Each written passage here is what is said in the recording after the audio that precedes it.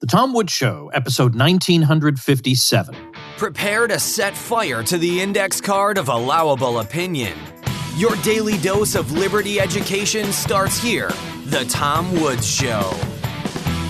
Hey folks, don't even think about missing the libertarian event of the year, the 2000th episode of The Tom Woods Show, live in Orlando, featuring many of your favorites from The Tom Woods Show. And Michael Malice says his special surprise guest, whose identity I myself don't even know, will bring the house down. Cost nothing to attend. Register at tomwoods2000.com. Hi everybody, Tom Woods here. Well, today I want to talk about politics and religion, politics as a religion. And I'm thinking about an article that Paul Gottfried wrote on this exact subject that appeared in Chronicles magazine, which he edits. And that article, which I will link to at tomwoods.com/1957, is called Politics is the New Religion. Before I get to that, I want to share a few thoughts of my own. And I want to start with something that I know some of you will think is trivial, but it's an email that I found while I was looking for something else this morning. And it turns out it's actually kind of helpful. And it's an email I wrote last year to my newsletter list in June of 2020. And it had to do with the group, the Dixie Chicks. Now, obviously, I understand whatever the Dixie Chicks do is not really of great import to Western civilization, but a lot of principles are illustrated through an accumulation of small examples. And this is simply a small example of a larger phenomenon. So that's what I'm doing. Yes, of course, in itself, it doesn't mean anything. I understand that. Of course, I did get a few emails from people sternly instructing me that this is a minor example, like I didn't know that. Well, you may recall that the Dixie Chicks renamed themselves simply the Chicks. Now, why is that? Well, of course, Dixie. Can't have Dixie. Dixie means wickedness, evil, the South, and all that. And this is a designated oppressor group. And so you can't have any indication that you might have the slightest sympathy with a designated oppressor group. So that word needs to be removed. Now, I have no idea if there was really any pressure on them to change the name. I have no recollection of any such thing. I believe they did this on their own accord. Maybe it got them some, fresh batch of publicity. I don't know. But they did that. So I guess the idea was that if they stayed the Dixie Chicks, we would all have suspected that they supported slavery. I don't know. So now if they're just the Chicks, the problem there is eventually they'll get to a point where they realize that the word chicks trivializes women's lives, so we can't have chicks. So then they'll just be reduced to the. So yes, of course, any one example like this, any one example like the Dixie Chicks changing their name, or one particular statue coming down, or one product being taken off the shelves, or the design of it changed. I know any one of those taken in isolation seems silly, but when you combine them all, day after day after day, and then you see works of propaganda being added to school reading lists, well, it does seem all of a piece, doesn't it? And in the new religion that they're creating, we can see very clearly who the heretics are. The heretics are the dissident voices. The heretics are the people who are called all the career-destroying names. They're the people who, if they accidentally speak an uncomfortable truth, are required to walk that back and apologize and do penance. Of course, the difference in this religion is you never get forgiveness. Don't ever expect to be reintegrated into society. You're destroyed. And you're going to cheer your own destruction. You're going to applaud for it. And you're going to make endless statements indicating your remorse. You won't actually ever say anything about what was wrong with your initial statement. We're never going to hear any, because your statement doesn't rely on it's not the truth or falsity of your statement that's the problem. It's the fact that you made it. So we don't actually have to go back and examine what was wrong with your statement. What was wrong with it was that it violated the collection of beliefs that all right-thinking people hold. And so I've compared this to the French Revolution. I mean, the people who fought the hardest against traditional France and its religion are the ones who put a statue of reason in the Cathedral of Notre Dame. These are people who had their own kind of religion. There's no doubt about that. But the key here was their determination to expunge all reference to and all memory of the previous religion and the previous civilization. So all these things that they despise need to be made into objects of ridicule and hatred. Sound familiar?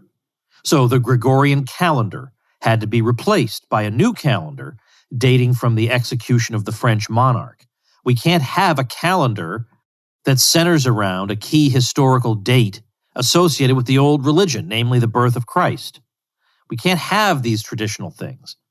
So they took statues of saints and actually guillotined them. I mean, what a bunch of idiots. They changed the names of streets. Religious holidays were banned. How can we allow that? That's the old France. We're going to give you the new and improved France, and all we have to do is execute a whole bunch of you who might resist this. We had tens of thousands of priests who had to flee into exile, many of them to England, by the way, and it actually was the example of their lives of these priests in England that actually helped to melt away, eventually, a lot of the anti-Catholic discriminatory laws on the books in England. Not to mention there were the gruesome murders of opponents of the regime. So the drownings at Nantes, I've described this in my episode I did on the French Revolution. What number is that? Episode 453. So that's been 6 years. That's been a while. I'll link to that also on the show notes page because you'll find that very, very interesting indeed. The Martyrs of Compiègne, also a fascinating and heartbreaking story. But this is the nature of the foe that we face. They do not look at the world as consisting of diverse peoples with varying points of view that ought to be entertained respectfully. No, it consists of enemies who deserve to be silenced and humiliated. And those enemies' old ways of living must be destroyed and rendered odious. And their lingering attachment to them has to be made into an object of ridicule and laughter. And even, by the way, even if you're just moderately different, so let's say Lenin's Russia, if you weren't a Bolshevik, but you were a Menshevik, or you were a social revolutionary, so you were a hard leftist, well, you too will eventually get what's coming to you. And meanwhile, they'll gaslight you by presuming to give you lessons in tolerance and coexistence. They're going to pretend to give you lessons in that. The conservative movement used to criticize its opponents as moral relativists. You remember that? Moral relativism was the big problem in America. But that is not true today with this new religion. That is not true today if it ever was. We're talking about people who absolutely do believe in a moral standard, and they are it. They're not saying, well, maybe some people believe in feminism and other people don't, and, who's to say who's right about that. That is not their point of view. That's what it would be if they were moral relativists, but they're not. They have a morality, and they absolutely intend to ram it down your throat. Now, more specifically, we can take this idea of religious concepts and categories being adapted for political use when it comes to looking at the COVID religion. And there's a journalist named John Hayward who wrote out something pertinent to this, and I want to share that with you now, and it runs as follows. He says, every crisis becomes a religion if it lasts long enough. One factor in that transformation is the beautiful theory phenomenon.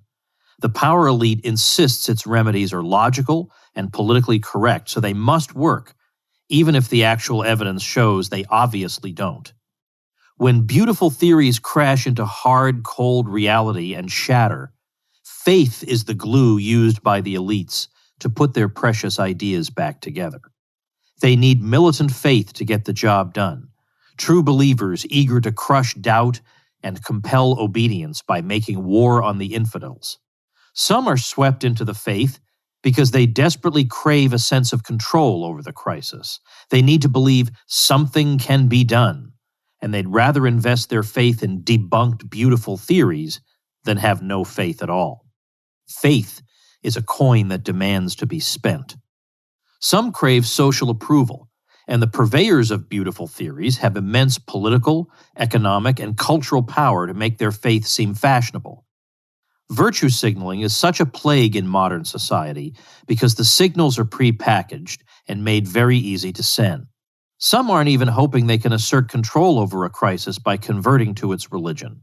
They'll settle for just having some meaning, some simplicity, a sense that the righteous will fare better than the unbelievers, that virtue will be rewarded while sin is punished.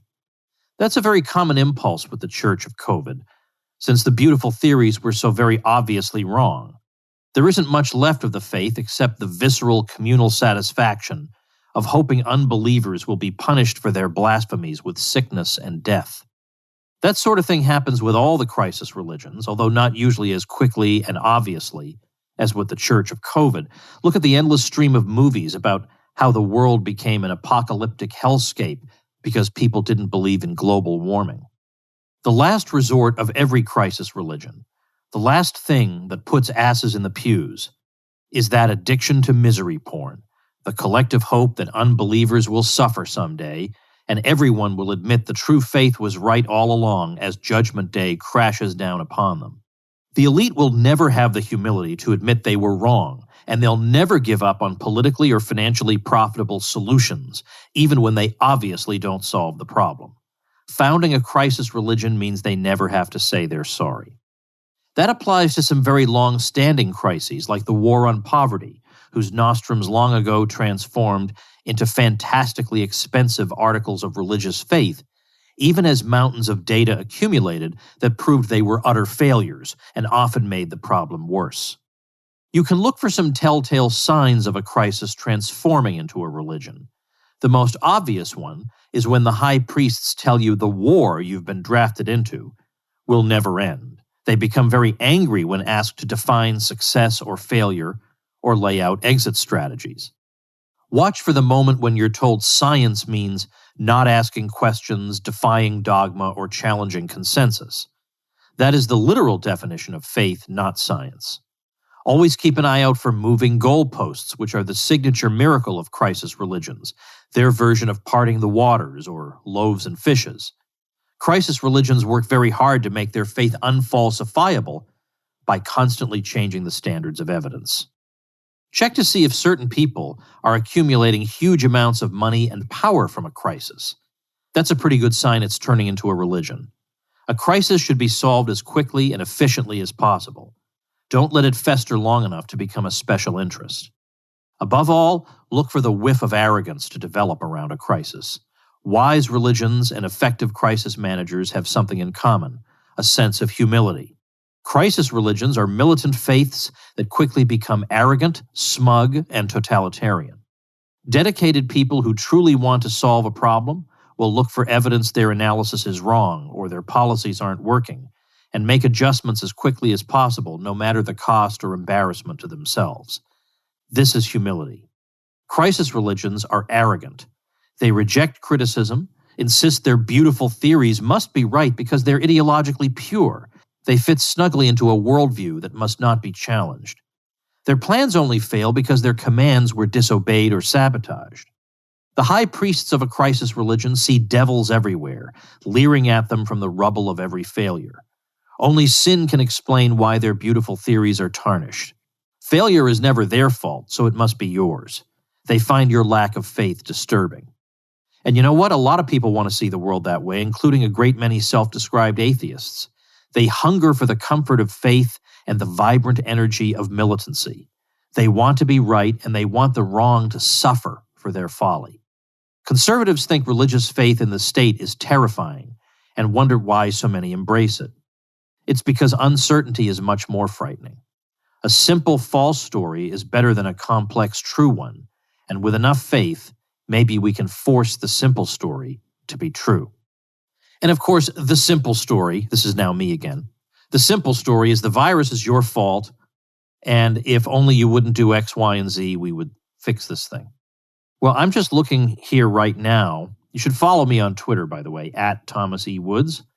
I'm looking at something I retweeted. It's a graphic, and it says, despite varying rules around masks, schools, and vaccines, hospitalizations began rising in the mid-Atlantic region simultaneously, and all are growing at a similar pace. So you look at all different policies in this place: Delaware, Ohio, Virginia, Maryland, Pennsylvania, New York, and New Jersey. And their graphs, their numbers in terms of hospitalizations on this particular graph, are all moving exactly the same way, same numbers, same trajectory, all the same. And there are graphs like this we could just spend all day and all night and all day and all night, forever and ever, showing you hundreds and hundreds of graphs that look like this. where different places with the same policies have exactly the same results. Now, that's discouraging to people who think the state is all-powerful, or who think if we all just put our heads together and do something, we can put a stop to it. There's nothing we can't do. All this superstition about what's possible through coercion and violence and collectivism and fascism. But there are those charts, those merciless charts, one after the other, and they won't stop. And they keep saying, none of this matters. None of it matters. You do this policy, they do that one. The hospitalization trend is the same in all these places. The virus is seasonal and regional and just blasts right through your stay 6 feet away stickers on the floor and your silly masks. Now, by the way, I'm very far from the first person to make these kinds of connections. Of course, I'm sharing with you the work of other people who've done so, but it's been done for a long time. There have been a lot of scholars who have pointed out the similarities between Marxism and Christianity. I mean, similarities in the sense that they use similar categories, not that they're teaching the same things, but there's certainly an eschatology in Marxism, and as Paul Gottfried puts it in his article that I want to get to now, Marxism can be thought of as a body of evolving theory with its own church doctors and sacred traditions, and of course not to mention plenty of heretics. Gottfried says, ideologies of the left like communism and wokeism recycle Christian elements which even in their mangled or denatured state are still recognizable in terms of their point of origin. Indeed, it is impossible for me to imagine any leftist ideology that does not adapt such Christian principles as universalism and the spiritual equality of all people. The left also recycles teachings about serving the poor and about the harmony of the Messianic age, which are present in both the Old and New Testaments. This is not to deny, says Gottfried, that what ideologues do with what they have taken denatures the borrowed principles and teachings. But they can easily extract their key themes from the religion they are working to destroy. In its American form, Paul says that political religion has masked itself as civil religion, which celebrates increasingly those who are viewed as progressive heroes, and it also provides an at least implicit exaltation of consolidated managerial government and assigns a special place in its pantheon to Abraham Lincoln and Franklin Delano Roosevelt, both significant builders of the U.S. administrative state. And then I want to read this paragraph from Paul's article. In modern America's celebration of who we are, the heroes sometimes change to fit an advancing political agenda. Thus, such, quote, racist figures as General Robert E. Lee and John C. Calhoun have been desacralized, while the more politically useful Martin Luther King Jr. and Barack Obama have been added to the liberal democratic communion of saints.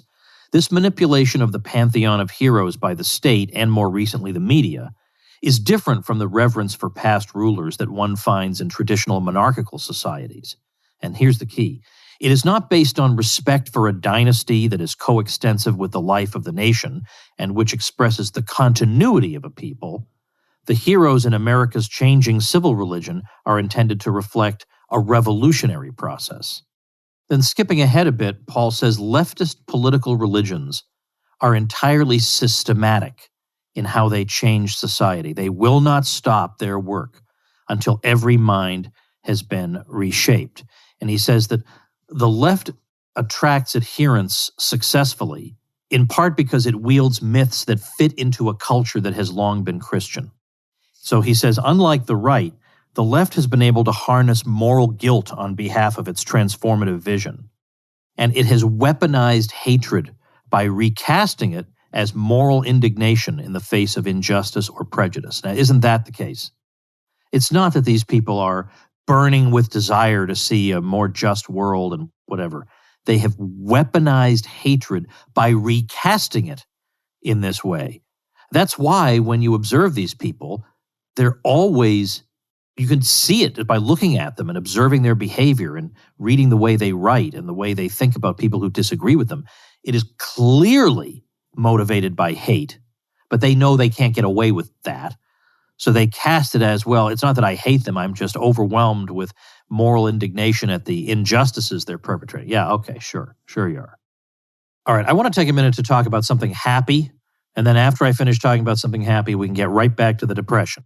And that is that every month, and I checked, I subscribed August 13th, 2019. So every month for 2 years, I have received a piece of happiness in my mailbox. And if you want to be a hit with your significant other, you will follow in my footsteps. Now, what is that bit of happiness? It is the Happily Date Box. Every month we get a box with a different theme inside, containing a music playlist and activities of all kinds and games and conversation starters that bring you closer together with your significant other. Sometimes it's competitive, sometimes it's cooperative, but it's always fun and relaxing. We've had boxes with an 80s theme, a Japan theme, a stargazing theme, all kinds of different things that help give us a special night together. Show your significant other that you value time together by checking out the Happily Date Box. And because you know Old Woods, take 50% off your first date at tomwoods.com/date.